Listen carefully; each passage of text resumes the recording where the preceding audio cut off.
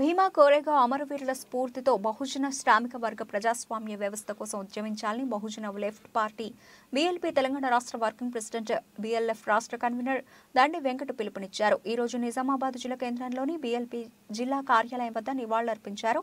అనంతరం ఆయన మాట్లాడుతూ 1818కి పూర్వం మహారాష్ట్రలోని పీష్వా బ్రాహ్మణ ప్రభుత్వం బీసీ ఎస్సీ ఎస్టీలపై అనేక దాష్టికాలు చేసేవారు. ఉదాహరణకు దళితులు గ్రామాల్లోకి వస్తే వారు నడిస్తే గ్రామం మైలవుతుందని మూతికి ముంత ముడికి చీపురు కట్టుకోవాలని చట్టం చేశారు.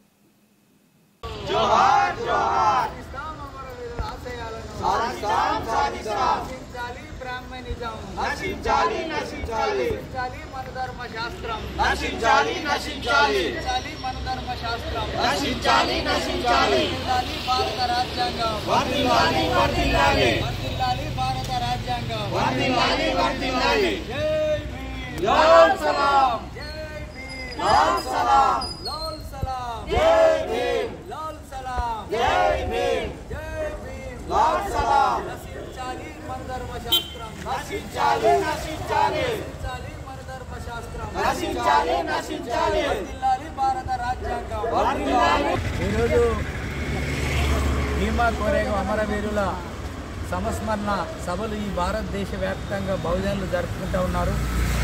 ఒక మనిషిని మనిషిగా చూడకుండా హీనమైన స్థితికి నెట్టివేసినటువంటి బ్రాహ్మణిజాన్ని బద్దలు కొట్టినటువంటి భీమా కోరేగావ్ అమరవీరులు మరి 28,000 మంది విశ్వ బ్రాహ్మణ ప్రభుత్వం సైన్యం కేవలం 500 మంది మరి బహుజన సైన్యం మహార్ సైన్యానికి మధ్య జరిగినటువంటి ఒక భీకర పోరాటంలో 28,000 మంది మరి విశ్వ బ్రాహ్మణ ప్రభుత్వ సైన్యాలని ఊచకోత కూసి 23 మంది బలిదానాలు అంటే వీరమరణం పొందినటువంటి వీరులకు అక్కడ స్తూపం కట్టారు భీమా కోరేగావ్లో.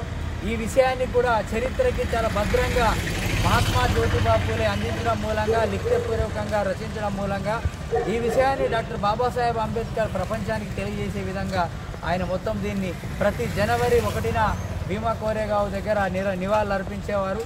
కాబట్టి ఈరోజు ఇప్పటికి కూడా బీజేపీ అనుసరిస్తున్న విధానాలు కూడా ఆ రోజు భీమా కోరేగావ్ ప్రాంతంలో ఉన్నటువంటి పీష్వా బ్రాహ్మణ విధానం ఏదైతే ఉందో మరి బహుజనులు చదువుకోకూడదు, మరి ఉద్యోగం చేయకూడదు, అదేవిధంగా మరి సంపద ఉండకూడదు, ప్రభుత్వంలో ముఖ్యమైన పాత్రలో ఉండకూడదని ఏదైతే ఆ రోజు విధానం ఉందో ఈ రోజు కూడా అదే విధానము రాజ్యాంగాన్ని క్రమంగా ధ్వంసం చేసి ఆ రాజ్యాంగం స్థానంలో మనధర్మ శాస్త్రాన్ని తీసుకురావాలని బీజేపీ ప్రయత్నం చేస్తూ ఉంది.